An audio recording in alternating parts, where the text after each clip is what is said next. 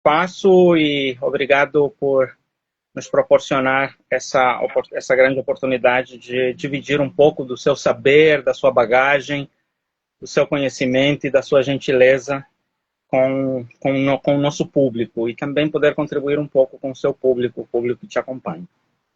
Perfeito. Quero agradecer também, desde já, ao convite. Meu nome é Paulo Kleber, eu sou professor universitário, professor de pós-graduação, sou coordenador de universidade e tenho uma empresa na área chamada Norte Rio, capacitação e certificação, tem um site, pode entrar lá, www.norterio.com.br. Daqui a alguns dias, menos de um mês, nós estaremos inaugurando a nossa plataforma de treinamento EAD, onde o Brasil todo vai poder fazer e participar dos treinamentos sem dificuldade nenhuma. Então, desde já eu agradeço muito. Que Norte Rio com TH. Norte Rio. O Norte. Por que alguém perguntou, por que você colocou esse nome? Porque as pessoas que estão perdidas, elas estão desnorteadas. Elas precisam achar o norte. Norte Rio, porque é a capital do petróleo, onshore e offshore. Que legal. Então, meu nome é Ezequiel, eu sou médico, trabalho com saúde ocupacional já há mais de 15 anos. Nos últimos 10 anos tenho me dedicado mais à saúde mental e nos últimos 3 anos a gente tem trazido esse contexto para o mundo ocupacional. Felizmente foi promulgada uma nova lei que iria entrar em vigor esse ano, mas vai acabar entrando em vigor uma norma que foi reformulada, na verdade, que é a NR1, e isso veio trazer veio alavancar essa nossa proposta de olhar saúde mental. O Brasil tem despertado para a questão de saúde mental, o mundo tem despertado para a questão de saúde mental. Acho que a pandemia deu uma enxacoalhada em relação a isso e essa preocupação tem sido cada vez maior.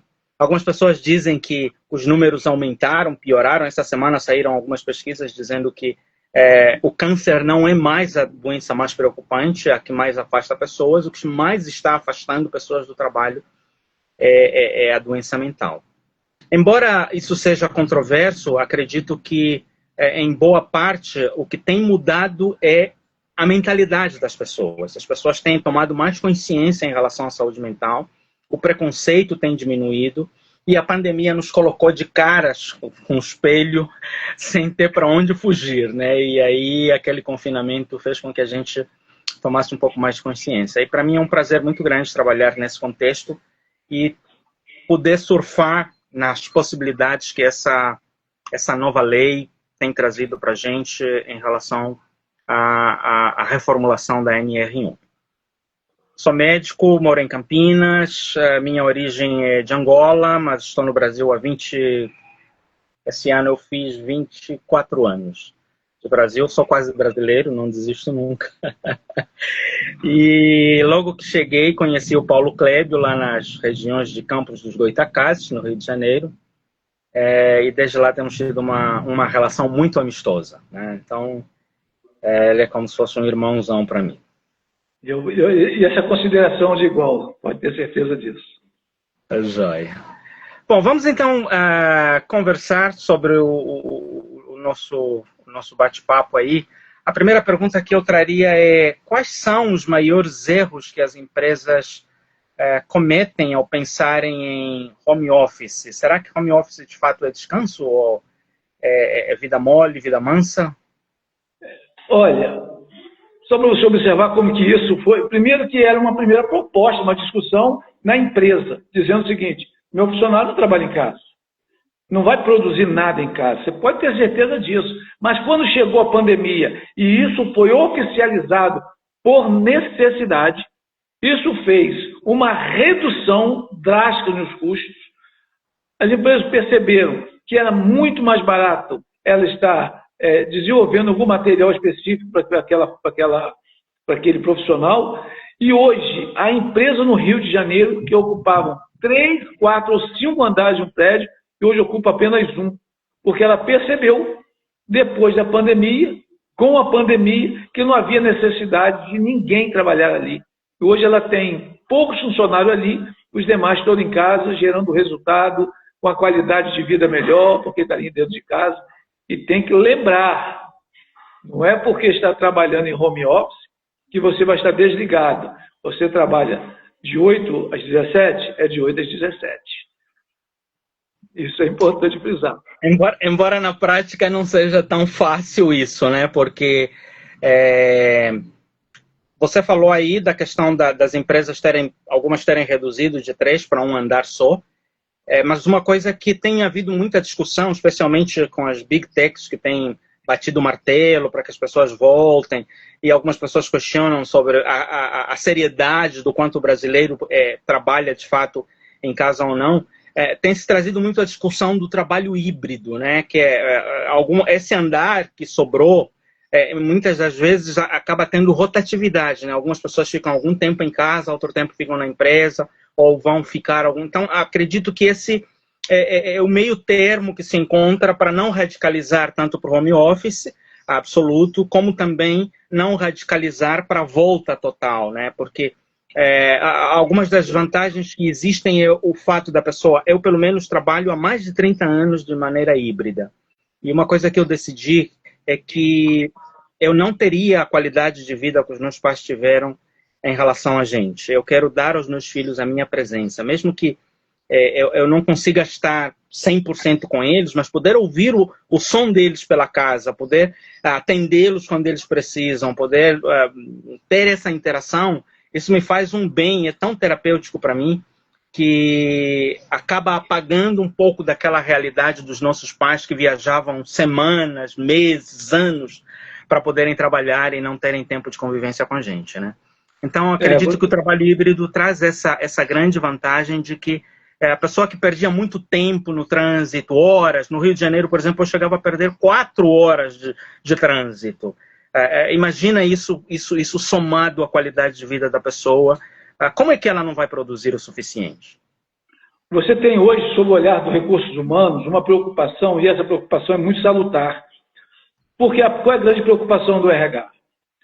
E também das organizações, e também das grandes corporações? É a falta do pertencimento que se perde no trabalho remoto contínuo. Eu chego dentro da minha empresa e só conheço aquelas pessoas que fazem contato especificamente e exclusivamente comigo. Eu não sou da empresa, eu sou do setor. Eu não tenho pertencimento do todo. Eu faço parte de um todo, mas eu só penso exclusivamente e unicamente na minha área. E isso é muito ruim para uma organização. Uma organização ela precisa ter vida, é gente passando, é gente entrando, são as discussões entre os setores.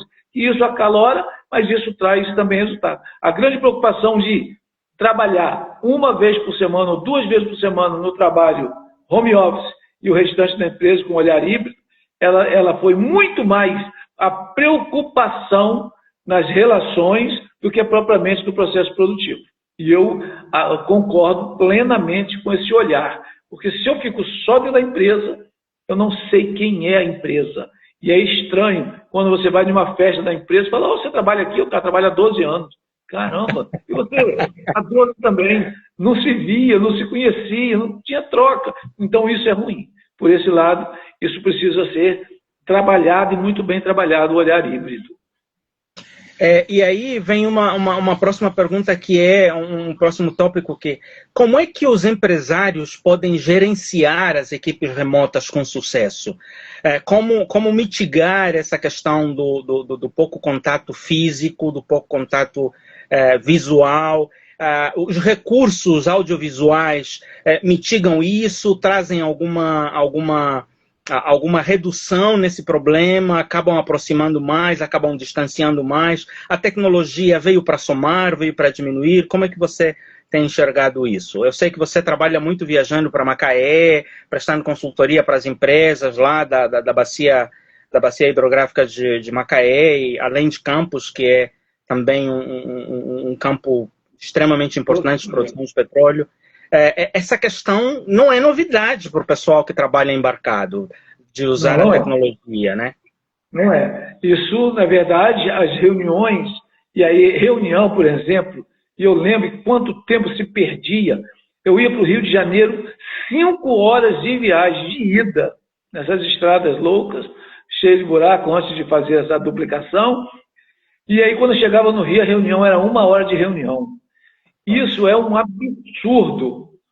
Isso é um absurdo. Eu falo, não, hoje não cabe mais. Aí eu posso ir na sua empresa? Eu falei, não, não preciso. Você está onde? Ah, eu estou na cidade, então vamos fazer uma reunião remota. A troca funciona. A fala é igual, o olhar é igual. Eu estou te vendo, Ezequiel. Então, isso é importante. É bem verdade que, em alguns momentos, eu preciso um pouco mais do que essa troca. Eu preciso do almoço, eu preciso do café, porque tem coisas que não se faz, não se dá, não se produz de uma reunião remota. Só no café, no almoço, tal, que você quebra um pouco da formalidade e vai para o mundo da leveza. Isso também é muito importante. Eu sou a favor da tecnologia, mas eu sou a favor do abraço de verdade, da mão de verdade, e tomar o café ali, que é uma troca muito boa. Falando nisso, quero dar as boas-vindas a Elaine Minzoli.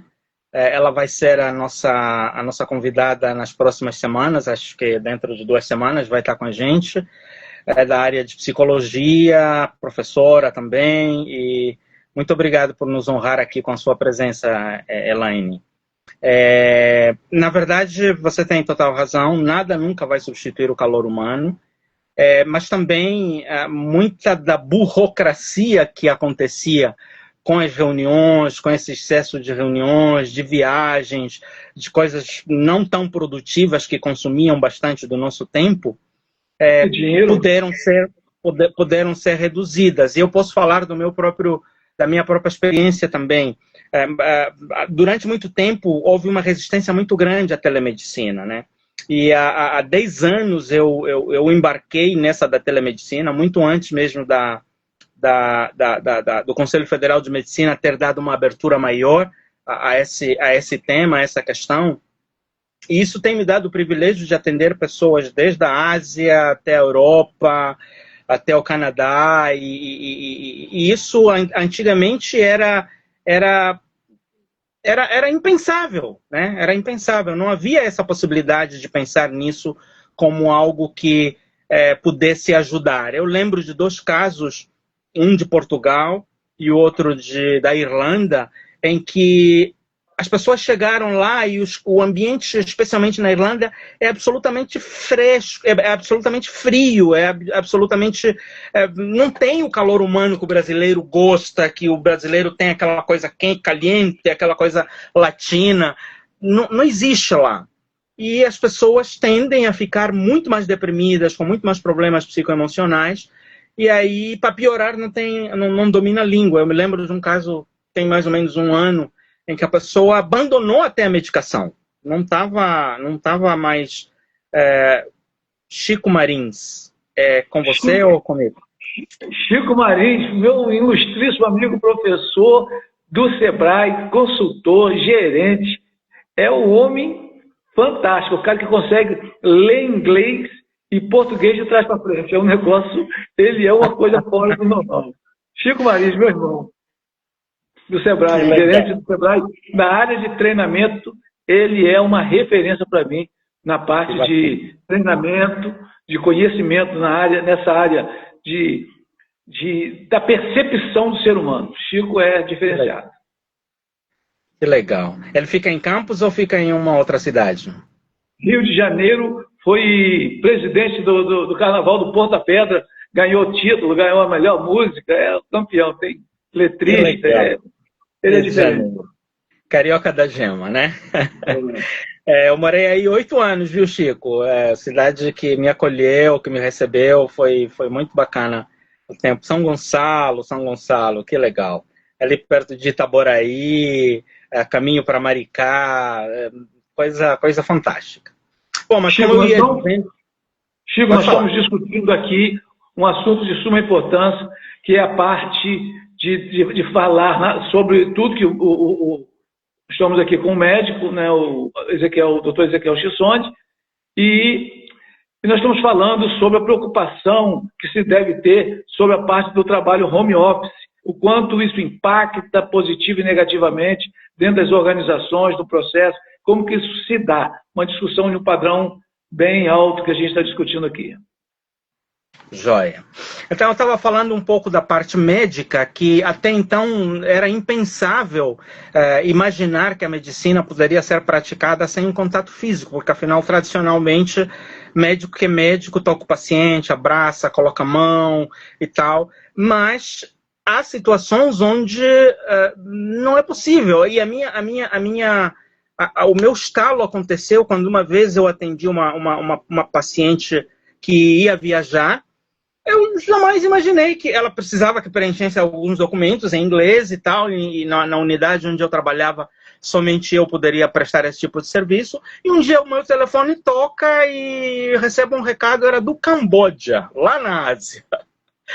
A pessoa estava passando por problemas de saúde, doenças tropicais que não são muito comuns aqui, e precisava de apoio de alguém que falasse o seu idioma e que fosse do seu país. E a partir daí houve um estalo meu e desde lá eu tenho trabalhado muito com telemedicina, com atendimento.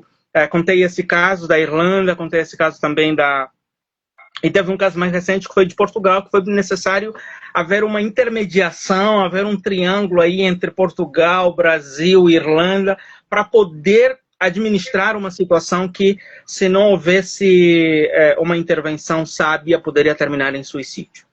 Então, foi algo... Olha que coisa interessante. Em 1968, o Jetson, do desenho, já mostrava a medicina, a telemedicina. Isso é muito bacana. Olha que desenho futurista mostrando que era possível. E hoje a gente está aí vivendo essa realidade, você falando não só para os brasileiros, mas usando os seus idiomas, que falam muito bem, para atender around the world. Né? Isso é muito bacana. Então, depois da pandemia, Chico Marins, acredito que isso se ampliou. Para mim, a pandemia trouxe duas grandes disrupções. A primeira disrupção é a quebra do paradigma de que telemedicina é coisa fajuta, é coisa de quem tem falácia, de quem não leva a sério a medicina. Não é verdade, né? Como eu acabei de dar exemplo, teve um exemplo também aqui do Sul, que ia terminar em suicídio se eu não entrasse em ação. É aqui dentro do Brasil, mas é distante. São pessoas que eu não vejo há décadas. E eu ajudei a salvar. Essa pessoa já tinha sumido, inclusive, do mapa e tal, já estavam procurando polícia e tal. E acabamos revertendo a situação telemedicina. Isso faz 10, 12 anos atrás. Mas a minha experiência mesmo começou com, que eu acho importante isso para outras profissões, inclusive no meu LinkedIn, no Instagram aqui do meu canal, publiquei uma experiência do quanto a carreira de professor, de pedagogo, me agregou nessa questão. Eu comecei a trabalhar como professor e o meu salário era muito baixo. E eu disse, não vai dar isso aí, não vai prestar. No dia 16, se eu comprasse um sonho e um iogurte, no dia 16 não tinha mais salário. O salário era $20 naquela altura, dá R$120 mais ou menos hoje. E aí eu investi em formação paralela na área de informática, na área digital, na área de contabilidade e também na área de gestão. E aí comecei a prestar serviços para os Estados Unidos, na área de tradução, na área de rádio e tudo. Então, isso foi abrindo o meu leque. E trouxe um conceito que, para as pessoas que são do mundo empresarial, é extremamente importante. Quando nós trabalhamos num espaço físico apenas, nós não podemos estar em vários lugares ao mesmo tempo. A internet e o mundo digital nos permitem estar presentes em vários lugares ao mesmo tempo. E isso traz um conceito chamado escala. A escala o Paulo Klebe está falando aí da sua plataforma digital, que vai ser lançada daqui a pouco, nas próximas semanas, dentro de até um mês, acredito eu. Ele permite que pessoas de qualquer lugar do Brasil tenham acesso ao mesmo conteúdo, à mesma realidade. E isso é totalmente diferente do que estar numa sala de aulas, onde a gente consegue ter acesso só com 30 pessoas. Hoje, por conta de... o nosso desejo, primeiro, iniciou-se a partir de uma necessidade que uma empresa, um dos nossos clientes tem, porque ela tem os estrangeiros que vêm para o Porto do Açu, eles precisam ser treinados nas NRs. Então, hoje nós treinamos mais de 3.000 pessoas ao redor do mundo, 30 países diferentes. E a nossa inteligência é utilizar essa tecnologia para fazer essa transmissão e treiná-los em seu país de origem. Porque, mesmo com o desnível de horário, do fuso horário, não tinha problema. Lá era 7 horas da manhã, 8 horas da manhã, aqui era 3 horas da manhã, mas a equipe estava lá treinando. Qual era a grande vantagem? Eu estava proporcionando àquela empresa que tem profissionais em Mauá, no Rio de Janeiro, no Amazonas, que quando eles chegassem no Brasil, os profissionais dele, eles já estavam capacitados. Então, a nossa empresa dá esse treinamento ao vivo desse mesmo jeito aqui, mas agora a gente amplia com uma plataforma com um treinamento assíncrono ou gravado, para facilitar os brasileiros. Muito breve, a gente vai estar também colocando os treinamentos em inglês para facilitar os estrangeiros que antes de chegar para cá eles sejam treinados. Joia. Muito bacana. Falando em plataforma, nós também temos a plataforma Azamplay, onde nós ministramos cursos, permitem a administração das nossas consultorias e de mentorias, e nasceu justamente dessa realidade. Quando eu entrei para a área de saúde ocupacional, uma das grandes surpresas foi o surgimento do PJE, do Processo Judicial Eletrônico. Eu trabalho como perito judicial, e se tem uma coisa que nós médicos não somos treinados e não gostamos muito é dessa parte de tecnologia, porque o nosso know-how, a nossa habilidade maior é lidar com seres humanos, né? Então, lidar com máquina é uma coisa que era muito complicada. Aí fui para um congresso e já estava se falando em cirurgia robótica. Eu fui a um congresso onde um cirurgião da Mayo Clinic, lá nos Estados Unidos, e um outro do Canadá, conduziram a realização de uma cirurgia que estava acontecendo no Rio de Janeiro, através de braços robóticos. Então eu disse, olha, isso aqui vai longe, não tem jeito. A gente fala hoje em tecnologia, alguns médicos ainda torcem o nariz e tal, mas está cada vez mais comum de a gente estar usando a tecnologia para ensinar, para trabalhar, para atuar em diversas profissões. Eu dei aqui o exemplo do judiciário, acabamos dando um exemplo da parte médica. O Paulo Clébio trabalha muito com essa parte de tecnologia, com a questão do porto, com a questão de produção. E ainda há uma área que está crescendo bastante. Na nossa plataforma vamos inaugurar um braço de trabalho remoto, que é a contratação de profissionais de outros países. Então, o Brasil hoje é um dos maiores exportadores de mão de obra qualificada para outros países, porque fica mais barato para eles contratarem um brasileiro, que infelizmente não é tão valorizado no seu contexto de trabalho, e acaba prestando trabalho para empresas estrangeiras, ganhando um pouquinho melhor. Então, é um trabalho de ganha-ganha, né? As empresas do exterior acabam tendo o privilégio de contratarem pessoas com um custo um pouquinho abaixo, e o brasileiro acaba tendo acesso a um mercado que até então não era possível ter acesso a ele. E graças à tecnologia, a esses encontros assíncronos, é possível estar evoluindo nessa área. Paulo Clébio, alguns dos nossos alunos aqui de informática, que se formaram em ciência da computação, hoje todos eles trabalham para o Canadá, produzindo software para o Canadá, vários deles, vários. E aí, qual é o horário de trabalho? É o horário de repente, são 4 horas de trabalho, 5 horas de trabalho, ele faz os entregáveis, né? Faz as entregas que foram solicitadas e vamos andando e vamos produzindo. É muito bacana isso. Muito jóia. Parabéns, Chico, muito obrigado pela sua presença, meu irmão. Grande abraço, sucesso sempre para você. Muito obrigado, Chico. Obrigado mesmo por estar nos honrando aí com a sua presença. Paulo, o próximo tópico que a gente vai abordar é relacionado à questão da qualidade de vida. Já mexemos um pouco nisso, mas, assim, de forma resumida, você que tem trabalhado com todo esse universo cultural diversificado, bem eclético, quais são os maiores desafios em termos de saúde mental e quais são as soluções que o modelo híbrido traz para esse contexto? Existe uma preocupação pessoal, né, de que os profissionais híbridos, eles têm que lembrar que existe um mundo lá fora.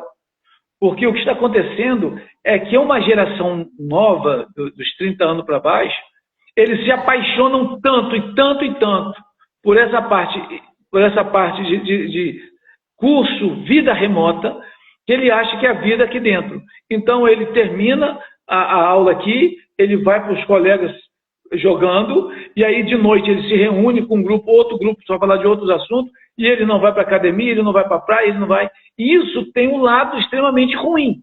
Esse é um desafio que isso afeta a mente, porque você não cria laços, você não cria as inter-relações trabalhistas que são de suma importância. Por exemplo, fiquei desempregado hoje, o que eu vou fazer?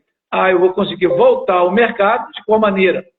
Quando um amigo meu sabe que eu estou parado e vai fazer isso. E isso a gente perde um pouco quando a gente atua exclusivamente só nesse ambiente. Isso afeta o emocional também. Joia. O próximo tópico que nós abordaríamos seria a questão da honestidade, do senso de cidadania, do senso de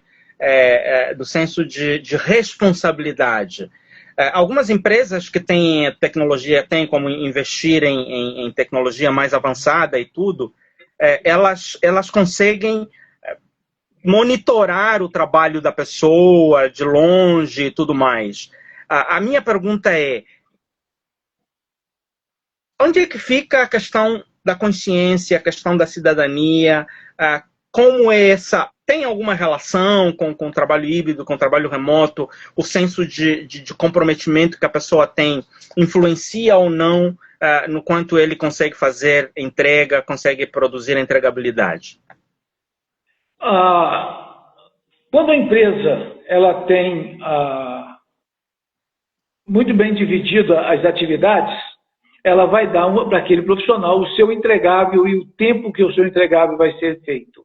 Ela vai estar monitorando, não é apenas digitar alguma coisa, é trabalho mesmo, de repente está produzindo um desenho técnico, de repente você vai ter que estar produzindo e lançando informações no sistema, trocando, fazendo alguns calls, fazendo algumas ligações de negociação.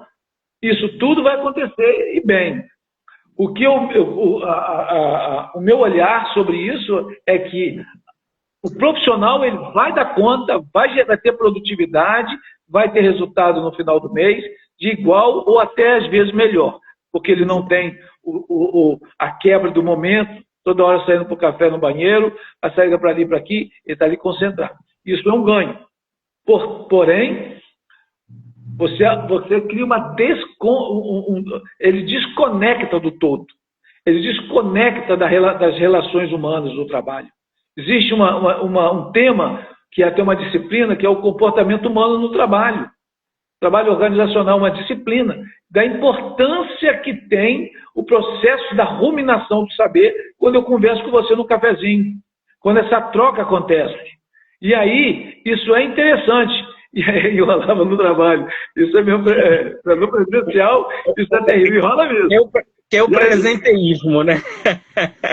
Eu posso falar para você que esse fato de rolar, no fundo, você só vai trabalhar porque o absenteísmo no presencial é muito maior do que do remoto. Então, o presencial tem um absenteísmo gigante, as pessoas ficam conversando no banheiro, tal, e aqui não. Se ela tem um entregável, o sistema está precisando que ela vai trabalhar, ela tem que produzir.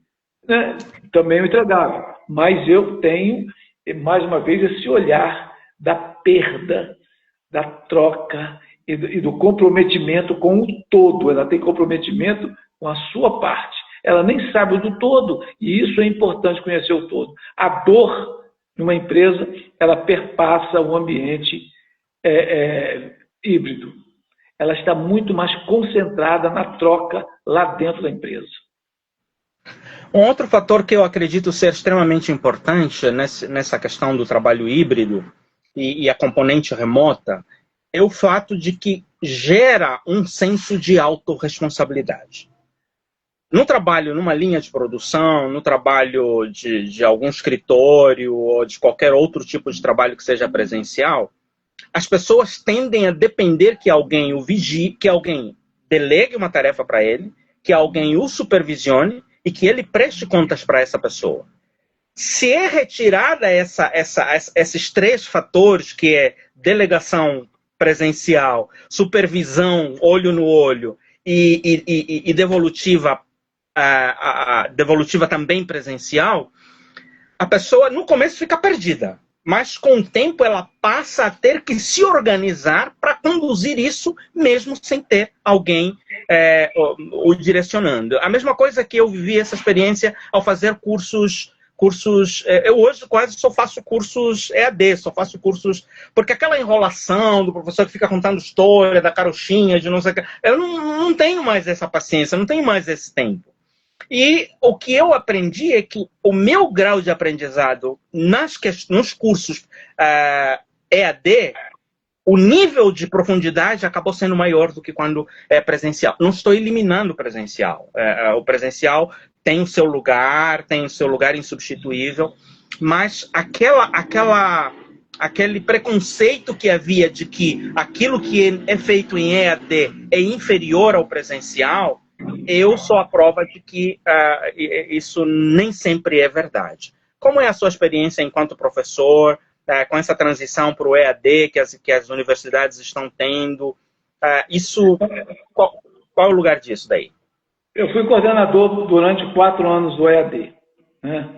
E na graduação. Dei aula em várias disciplinas no EAD e também no telepresencial na pandemia.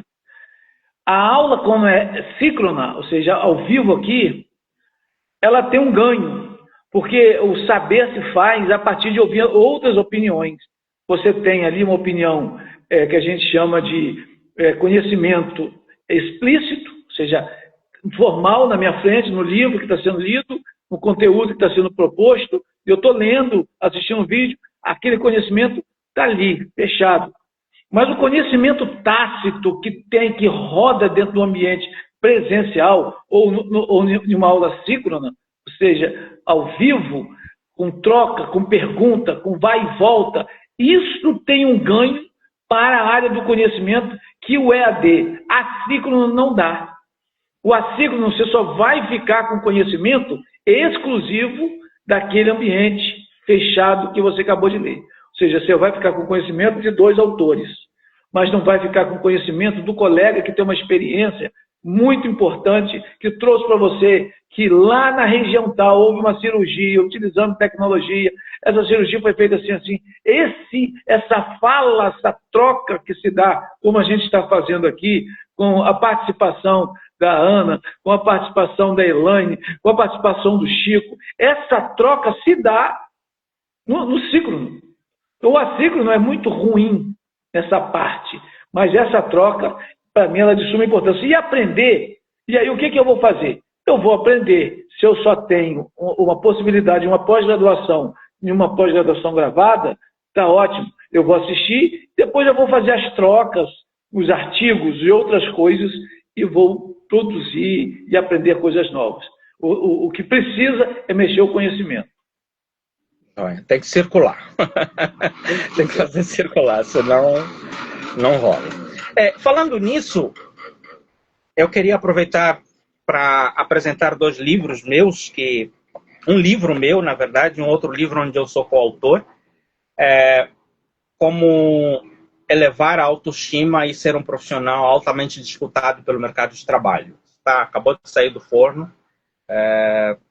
Aqui na bio meu perfil do Instagram você encontra esse livro. O outro, esse aqui, eu fui participante, fui um dos autores. Escrevi um capítulo que vai muito de encontro com essa fala do Paulo Clébio, que trouxe duas experiências que me marcaram. Uma é ter que viajar até a Bienal do Rio, no Rio de Janeiro, e perceber o quanto eu estava enganado em relação à morte do livro físico. Eu já não comprava livro físico há muito tempo, e eu fui obrigado a ir prestigiar o livro físico do qual eu participei, e fiquei surpreso com a quantidade de alunos, adolescentes que ainda amam o livro físico, que estavam lá em peso, que estavam sentados na grama lendo. Eu disse, nossa, eu estou enganado. O livro físico ainda está vivo. Então, essa é a primeira coisa é a primeira questão que quebrou um paradigma que eu mesmo carregava. O segundo paradigma que se quebrou é que, por ser um livro que tem vários autores e autores comuns, uma coisa é você ler um livro de um Tolstói, de Freud, de Peter Drucker, de Stephen Covey, que são sumidades, né? Outra coisa é ler livro escrito por pessoa que é gente que nem a gente. Que sente aquilo que eu sinto, que vive aquilo que eu vivo, que pensa como eu penso, que para me ouvir, que fala algumas bobagens, que fala algumas coisas que são do senso comum. Então, esse livro é um livro onde as pessoas podem muito se identificar com gente como gente. E não com gente que está no pedestal, que é inalcançável, que é inatingível, que é inacessível. Então, quem tiver interesse, você encontra o link aqui e pode ter mais informações e adquirir se for o seu interesse. Vamos prosseguir aqui. Não sei se o professor Paulo quer falar alguma coisa em relação à sua empresa, aos trabalhos que vocês oferecem, aos serviços que vocês prestam, porque tem sempre gente que, tanto assistindo ao vivo como assistindo de forma síncrona depois da gravação, pode ter acesso aí a essas informações. A Norte Rio é uma empresa de treinamento de engenharia de segurança do trabalho que atua no mercado portuário e mercado de petróleo, tanto Campos, quanto Porto do Açu, quanto Macaé. A proposta nossa é atuar desde a área de treinamentos da segurança e também na área de formação de profissionais na área de operação de equipamentos grandes, desde da menor empilhadeira ao jumbo, que é um equipamento gigantesco. A gente capacita todos o estado do Porto do Açu, a gente tem capacitado. Isso nos alegra muito pela competência que a gente desenvolveu ao longo dos anos. A gente trabalha com a parte de laudos e medições, uma preocupação de fazer o PGR, fazer o LTCAT, fazer as medições ambientais para saber se paga ou não paga, essa é a grande discussão, se paga ou não paga insalubridade, se paga ou não paga periculosidade, a gente já sabe que vai pagar, porque não dá para você só calcular. Em algumas áreas especificamente, de repente, qual é o gás ou minério que está sendo trabalhado, obrigatoriamente vai ter que pagar, porque existe uma legislação. Mas a insalubridade, ela tem que ser paga, e não necessariamente, isso é uma discussão fantástica para ter, não necessariamente ela precisa ser paga a todos os funcionários da mesma função. Ah, não, mas tem que pagar todo mundo. Não, você vai fazer o PPP para isso. A função do PPP é isso. O que você vai fazer? Ah, eu tenho vários açougueiros, 10 açougueiros. Eu vou pagar insalubridade para todos eles porque entro na câmara fria? Não vou. Quem entra na câmara fria? Roberto, João e Fernando. Então vamos fazer o PPP dele, na função dele, dizendo que eles adentram a área da Câmara. Eles merecem, por lei, a insalubridade. Os demais não. Ah, mas é sujeito de entrar na justiça? Eu posso entrar na justiça contra Ezequiel contra mim, sem nada a ver com nada, e eu vou ter que me justificar, e vou ter que comprovar que ele está errado, e ele vai comprovar que ele está certo, e isso acontece. Então, isso não tem nada a ver com é certo ou errado. Existe uma lei que protege, né, que é a NR 15 e NR 16, que vai estar discutindo lá insalubridade e periculosidade, que a gente também trabalha nisso. E agora, com muita felicidade, nós estamos atuando em 2 áreas bacanas, estamos construindo o nosso centro de brigada de incêndio para treinar os brigadistas, treinar profissionais, os bombeiros civis, e também a nossa, muito breve, já acho que semana que vem, 2 semanas no máximo, a nossa plataforma de treinamentos, que você pode fazer da sua casa, tal, e vai ser muito bacana a gente poder contribuir com esse país. Olha, um país gigantesco, um país continental, um país com gente maravilhosa, um país que contempla vários países dentro de si mesmo. Então, acredito que é um país de grandes oportunidades, e poder dar um contributo para gerar oportunidades e trazer dignidade ao trabalho e também gerar movimento econômico, gerar circulação de dinheiro é algo que é fundamental para a sobrevivência de qualquer país. Então, é um privilégio conversar e dividir esse espaço com pessoas que dão todo esse contributo, não só do ponto de vista humano, não só do ponto de vista legal, mas também do ponto de vista de fazer circular a economia. Excelente. O próximo tópico para o qual nós vamos é como conciliar a autonomia e o engajamento no modelo híbrido. Até onde vai a autonomia do funcionário, até onde vai a responsabilidade, o nível de engajamento. Há como evitar a queda de performance em casos de pessoas que são mais problemáticas ou que têm mais dificuldade de se atentar. Eu lembro de uma senhora que dizia assim: o meu dia de trabalho no home office só começava quando eu me vestia com o uniforme, tomava o meu café, fazia aquele ritual, aí sim. Mesmo estando em casa, eu tinha que estar de uniforme, porque se eu estivesse sem uniforme, eu não conseguia trabalhar, não conseguia produzir. Isso é muito importante, porque as pessoas pensam que por ela estar em casa, ela está livre. Não está livre, ela está trabalhando. Então, as pessoas que têm famílias que têm algum profissional que trabalha em casa, ela não tem que estar batendo na porta falando que o Mercado Livre está chamando, que Zequinha está chamando. Não tem que fazer isso.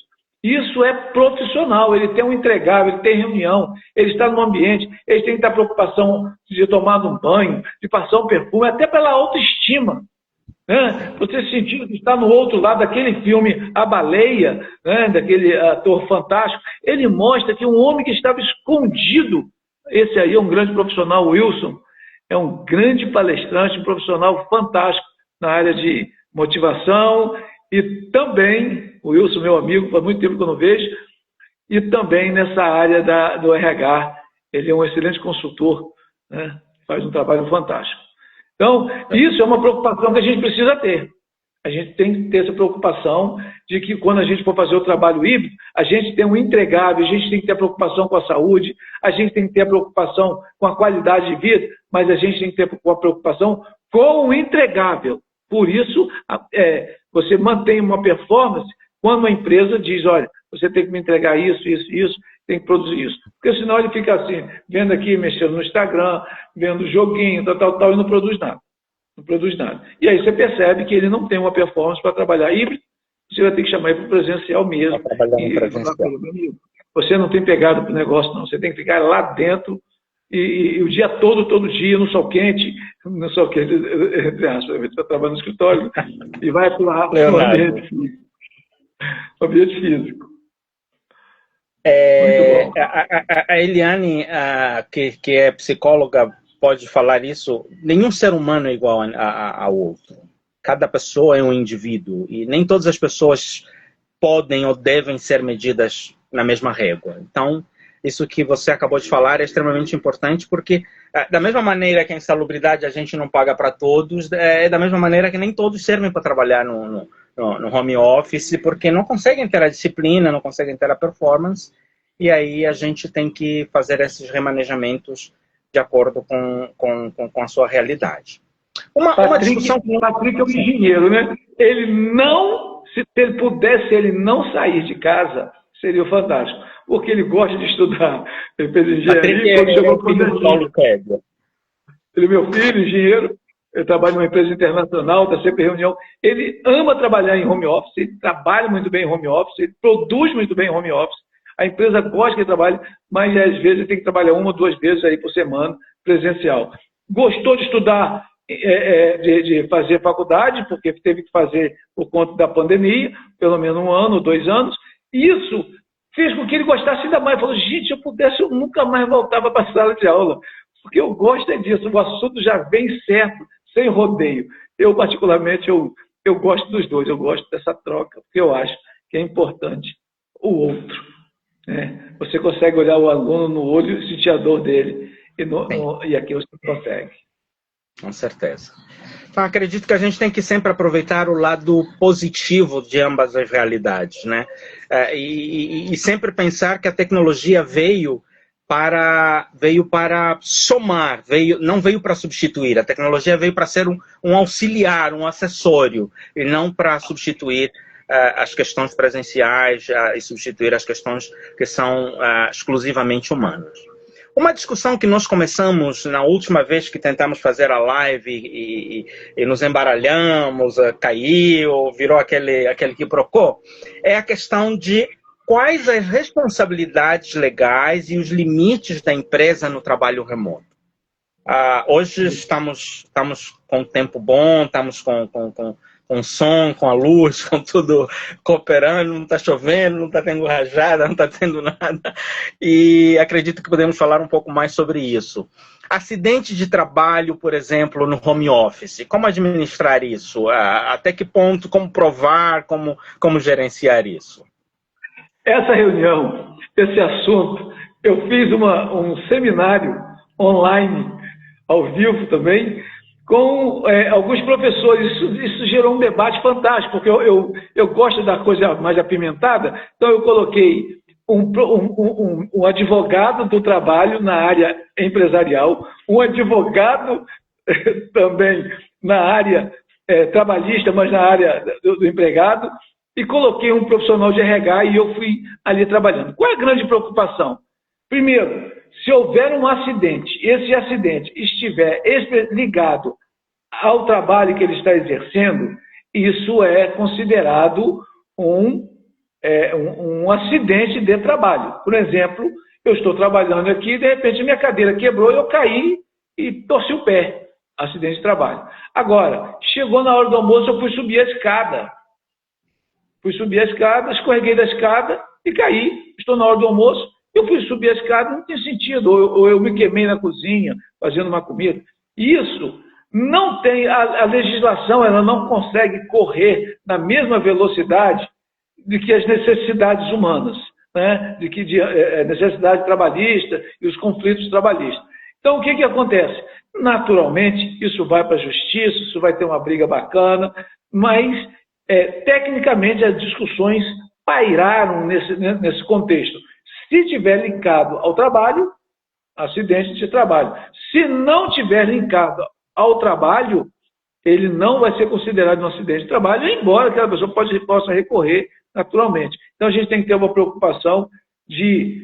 Agora, uma das coisas que você levantou muito bem, doutor, na última conversa nossa, até offline, foi a preocupação da ergonomia na NR17, em que muitos desses profissionais vão trabalhar em suas casas, uma cadeira ruim, que a empresa não deu, uma mesa baixa, e aí ele começa a ter uma lordose ou algum problema de tendinite, alguma coisa dessa, e aí ele vai entrar na justiça, porque isso acabou sendo uma doença oriunda do trabalho remoto na NR17, né, uma preocupação com isso. Nós estamos tão preocupados com isso que já existe até alguns cursinhos rápidos de você fazer ergonomia e exercício filmado. A cada tanto tempo para o programa da empresa e aparece um cara falando, olha, da ergonomia, mexe com as mãos, mexe com o pescoço. Ah, mas não sei se o cara está mexendo.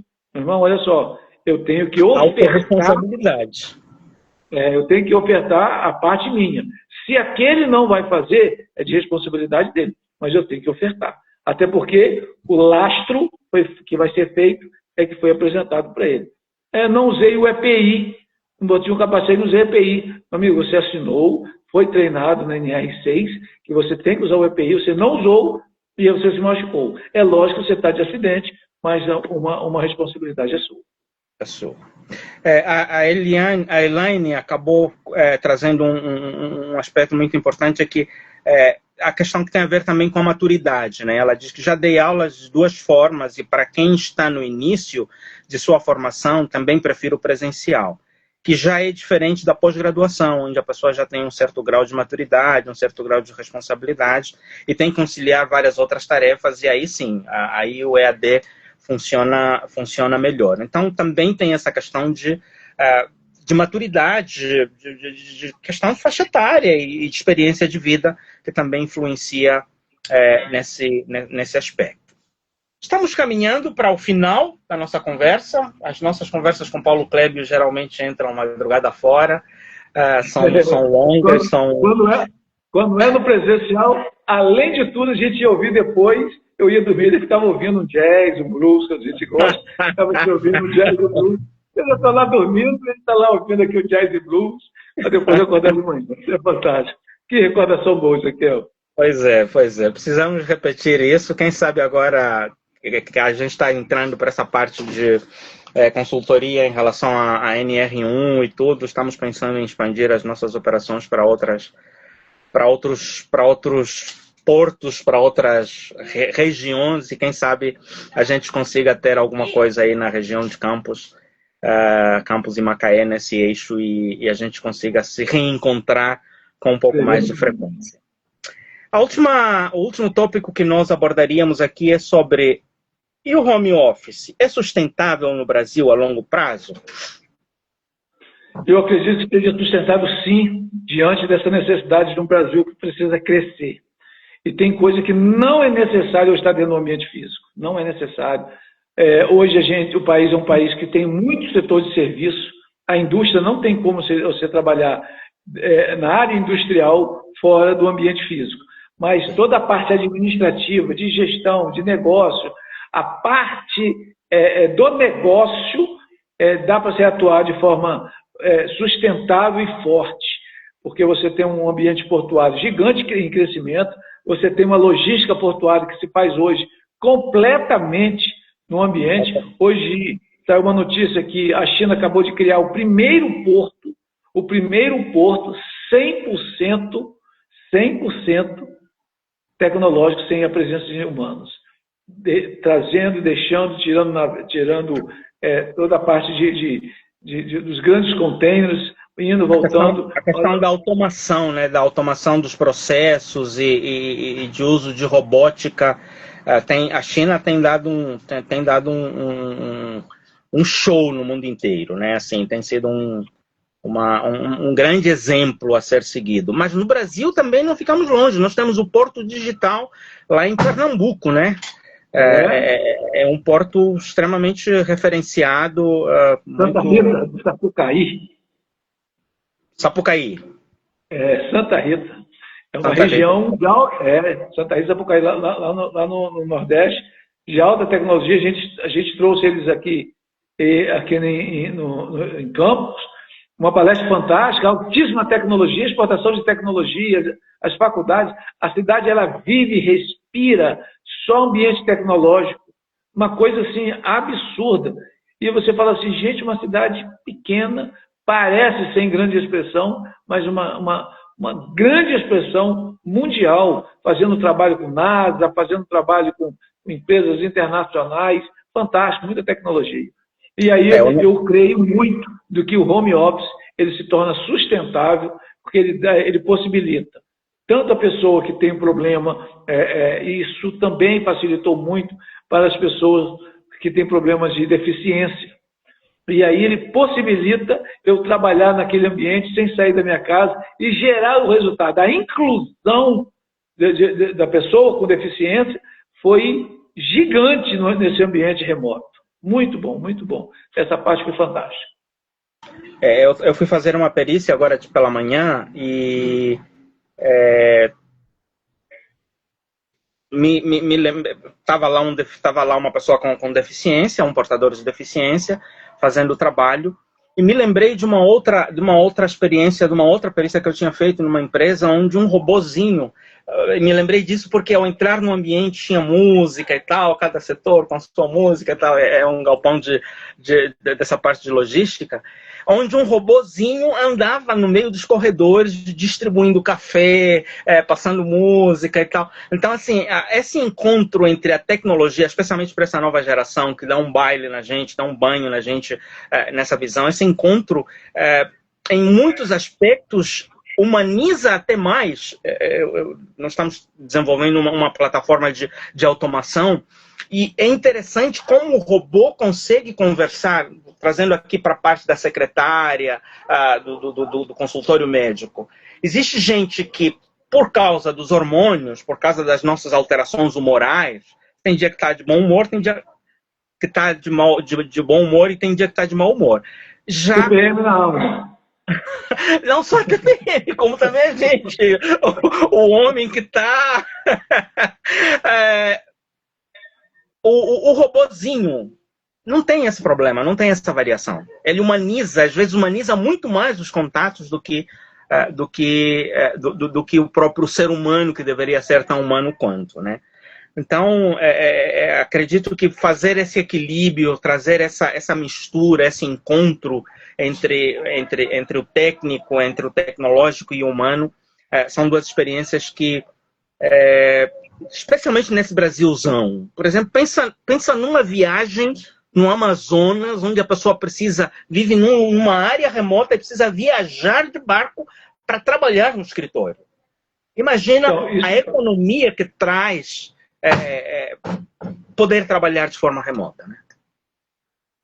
Hoje, você possibilita... Eu conheci uma família que estava viajando de motorhome há 1 ano. E aí, eu, curioso, perguntei assim, pô, mas seu filho não estuda, não? Você não trabalha, não? Eu já entrei logo na vida dos caras, falei, meu Deus, como que eu fui intrometido? Mas ele me respondeu educadamente, foi muito gentil comigo, e disse assim, não, eu trabalho, eu sou engenheiro, eu trabalho, o meu filho trabalha em uma empresa, só que nós dois trabalhamos remotamente. Eu falei, e esse moleque aqui, não é seu filho, não? Ele deve estar na 5º ou 6º ano. Ele estuda em uma escola de São Paulo, que é uma das poucas escolas EAD no ensino fundamental e básico. Eu achei fantástico isso. Então, a família dele vive rodando o Brasil, 1 ano viajando. E eu falei, mas porque eu sou ansioso, então, não ansioso de doença, ansioso de querer voltar para produzir alguma coisa. Ele disse, não, eu faço tudo isso, só que eu vivo dentro do ônibus. Eu vou para lá, eu não tenho pressa de voltar porque eu estou indo. Eu não vou ter pressa, porque a minha casa é onde eu estou. Essa frase é sua, né, que eu sempre guardei, que você sempre gostava, não.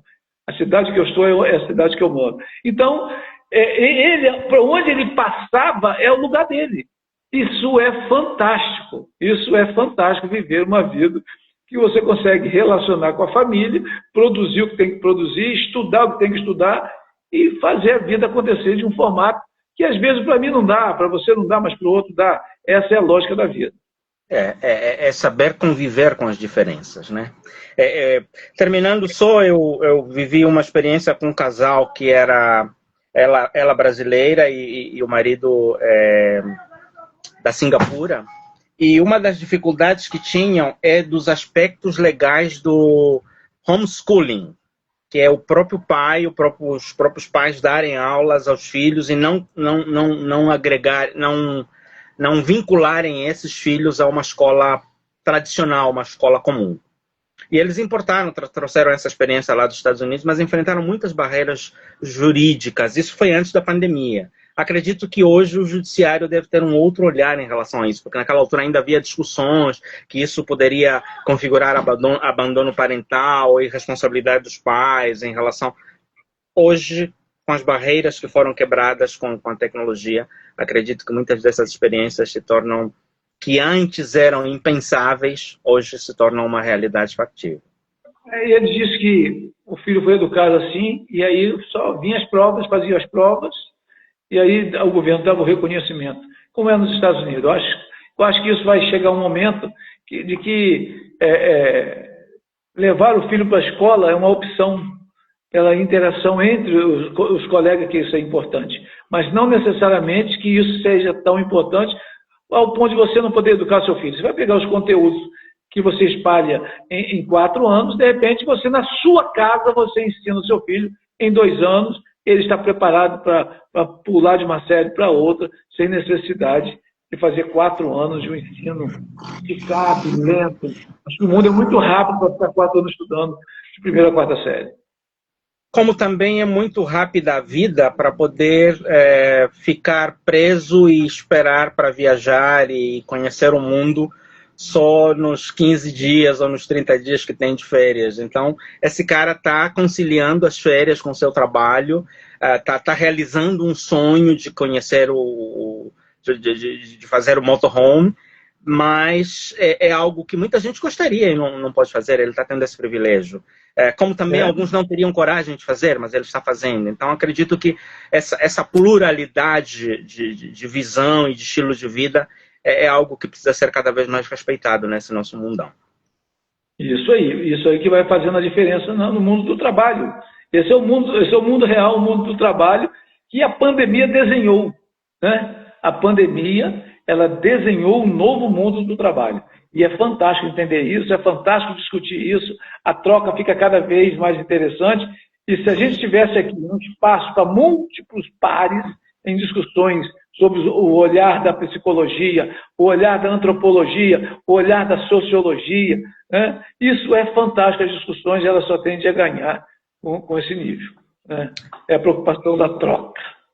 Falando nisso, quero deixar o convite para aqueles que estão nos assistindo, tanto ao vivo quanto de forma assíncrona, para